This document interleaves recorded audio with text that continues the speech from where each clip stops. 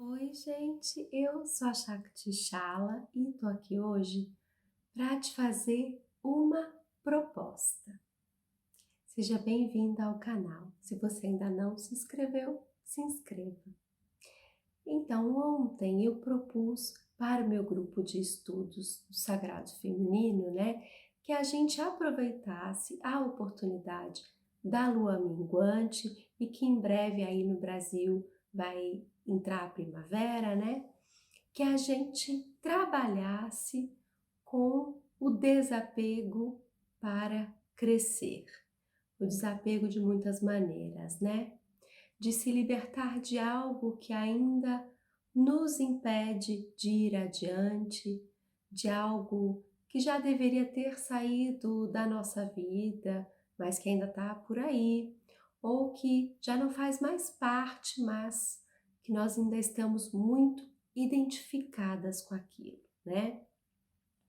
E como nós, no caso do meu grupo, estamos numa jornada de conexão com esse feminino, de imersão, a fim de nos desnudarmos, de descobrir quem somos e de abrir mão de crenças ultrapassadas, de fazer esse trabalho de mergulho em si mesmas, eu propus algo que, na verdade, eu estava propondo para mim, pensando aquele dia, E eu propus que trabalhássemos com a deusa Inanna. Aí eu pensei que talvez isso fosse interessante também para outras mulheres, para outras pessoas, Para muitas outras mulheres que também estão nessa jornada, Se propondo a olhar o mais profundo de si mesmas, adentrando o seu submundo pessoal, E lidando com o submundo sombrio do coletivo, Que a sociedade nos impõe com todas as suas cobranças, com todas as suas mazelas, com todas as suas loucuras e fantasias. Então, a deusa Inanna ou a sua imagem arquetípica nos falam dessa iniciação feminina, Dessa história de uma mulher que se despiu em 7 portais sucessivos de tudo aquilo que ela havia conquistado ou realizado na vida, até estar nua, com nada restando a não ser a sua vontade, o seu desejo de renascer, De ser diferente, de estar diferente, de recomeçar de outro jeito. Bom, Inanna era a rainha do céu e da terra do povo sumério, Essa deusa, ela combina uma generosidade telúrica, Dessa energia da terra que tudo provê, e uma orientação celestial, Inanna significa rainha do céu, e ela é a grande deusa suméria, precursora de Ishtar da Babilônia, Com quem ela ali compartilha muitas lendas semelhantes, símbolos e histórias. E os sumérios foram o primeiro povo a habitar a região da Mesopotâmia, que hoje é o atual Iraque, para a gente ser um pouco mais correta, que seria mais a parte sul do Iraque hoje, Compreendida ali entre os rios Tigre e Eufrates. Bom, Inanna era também conhecida como a estrela do amanhecer e a estrela do anoitecer, por causa do planeta Vênus, Então essa deusa faz uma descida voluntária ao mundo subterrâneo, ao submundo, para visitar a sua irmã Ereshkigal, a rainha do mundo dos mortos. E o que acontece é que a irmã dela, quando ela chega lá para visitar, ordena que a Inanna fosse recebida de acordo com os ritos de seu reino, Então que ela se apresentasse nua e curvada a ela.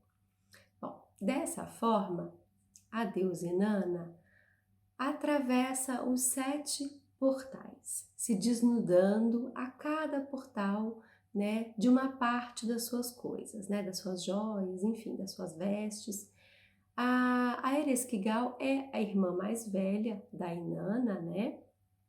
E fica relegada ao submundo, onde ela reina, onde ela é rainha, né?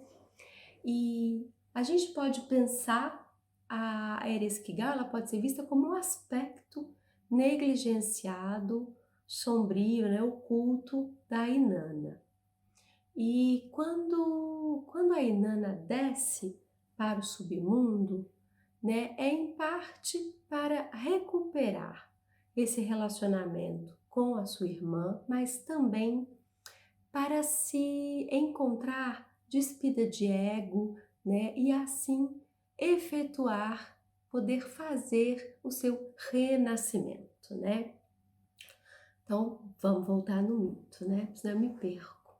Bom, Inanna vai então visitar a sua irmã, Ereshkigal, lá no submundo, né? Que acaba de perder o marido.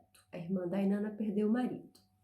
Então a Inanna solicita a entrada no Kur, que é o mundo do não retorno, né? O portão para o submundo. E o guardião pergunta o motivo que ela está lá, e ela fala que quer visitar a irmã, né? Porque a irmã estava sofrendo, já perdido o marido. E Inanna, então, é obrigada a passar, como eu já disse, pelos 7 portais, né? E é exigido a ela que a cada portal que ela passasse, ela se desfizesse de uma das suas muitas insígnias, né? A coroa, a vestimenta, as joias, os braceletes, enfim, de modo que ela adentrasse nua o grande salão, né? Dirigindo-se diretamente ao trono da sua irmã, se curvando, né, fazendo a reverência. Só que a irmã, né, a Ereshkigal, a recebe com muito ódio, muito cheia de ódio, muito cheia de dor, e acaba matando a Inanna. E o que traz a Inanna de volta é a intervenção do deus Enki, que é o deus da sabedoria, da água e da criatividade. Né? Esse mito ele tem bastante coisas interessantes para pensar. E uma vez restituída a vida, né, da Inanna, ela agora precisa enviar alguém para ocupar o seu lugar no mundo dos mortos. Para que ela possa sair, alguém vai ter que substituí-la lá, alguém vai ter que ficar nesse lugar. E eis então que a Inanna chega na superfície, no reino da terra, e encontra Dumuzi, que é o seu esposo consorte, feliz da vida, completamente apropriado do trono que era dela.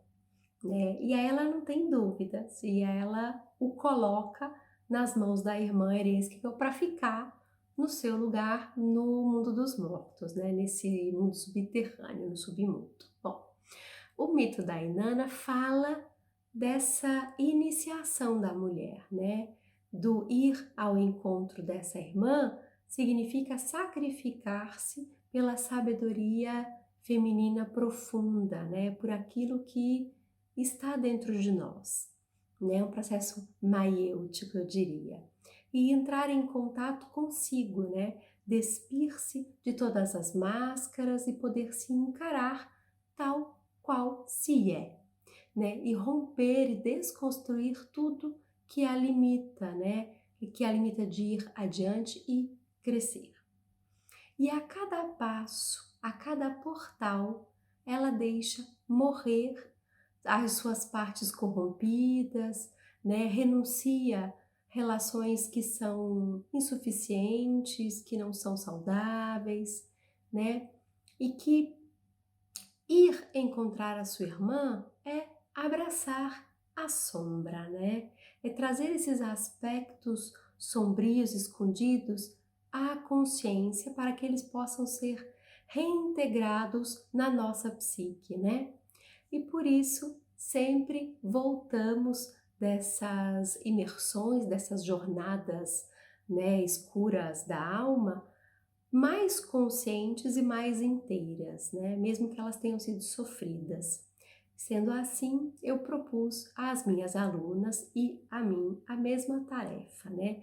Uma tarefa para essa lua minguante, para essa fase, já que estamos todas nessa imersão no curso, adentrando o nosso mundo subterrâneo, né, o nosso submundo, e abraçando as sombras. Que nós pudéssemos olhar para a nossa vida nesse momento e que a gente pensasse o que precisa ser deixado para trás, né? De que postura ou comportamento nós devemos nos despir, de que relações devemos nos despir, né? E depois de refletir sobre isso, eu propus que nós encontrássemos um objeto pessoal que um dia foi muito importante, que tem um valor, que tem uma história, mas que esse valor ou essa história, isso já acabou, passou, agora não faz mais sentido, e que isso acaba representando somente um apego, né? Uma identificação antiga, né? Com algo que já foi, com algo que nos impede de prosseguir, né? E que represente esse objeto, que represente todo esse pensamento, tudo isso que a gente refletiu, que deve ser abandonado, né? E diante desse objeto que nós elegemos e a sua simbologia para nós, que a gente desse esse objeto de presente para alguém, né? Mas que esse objeto fosse útil, realmente útil para a pessoa que o ganha, né? E também aproveitar para olhar alguém levando algo que é nosso, que foi nosso, e o ressignificando, né? Isso é parte do processo de crescimento, de desapegar-se, de deixar ir, né? Por quê? Porque as nossas vivências são nossas, assim como os nossos aprendizados. E eles não estão nos objetos, né? E isso não pode nos paralisar. Então a gente não precisa das máscaras, né? A gente só precisa se conhecer e saber da nossa força e do nosso poder. Então, para isso, precisamos olhar para dentro e valorizar o que realmente somos, para muito além do que possuímos materialmente, para muito além da estética e dos padrões de beleza socialmente ditados, né? Para muito além das regras impostas socialmente a todas nós, né? Desconstruir essas fachadas e nos livrar de um ego que nos aprisiona e que nos sufoca, né? E parar para pensar no que deixamos ir, parar para pensar o que nos contém e nos assusta, o que nos impede de ousar e renascer. É preciso deixar ir, né? Nós somos cíclicas. Renascer é parte de nós, é parte do que somos, né? Então, eu estou aí compartilhando essa proposta com vocês, fazendo o mesmo convite que eu fiz às minhas alunas, né? Que tal uma descida para o seu mundo interno, né? Que tal se propor a olhar a sua sombra, a olhar tudo aquilo que você esconde de si mesma, né? E que acaba por projetar nos outros, né? Que tal dar de cara com tudo isso, enfrentar as nossas mazelas, os nossos ódios, o selvagem em nós, os medos, a inveja e a raiva. Tudo isso que está oculto, que ocultamos de nós mesmas, né? Que tal encarar tudo isso e pensar sobre tudo isso? E, como disse já a Mônica von Kos, que eu gosto muito, né?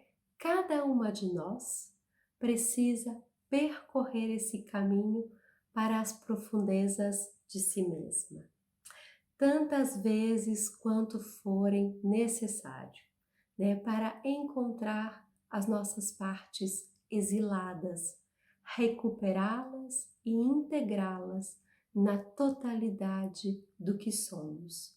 Só assim, a totalidade da vida e da morte pode ser restaurada em sua integridade. Apenas quando reconhecemos e acolhemos todos os nossos aspectos, podemos recompor a nossa integridade e nos tornarmos quem somos verdadeiramente desde o princípio.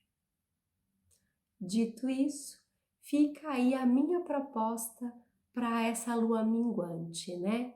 E assim, quem sabe, com a primavera que se anuncia, você possa retornar à superfície e brotar, né? E despertar mais forte, nutrida e livre para desabrochar.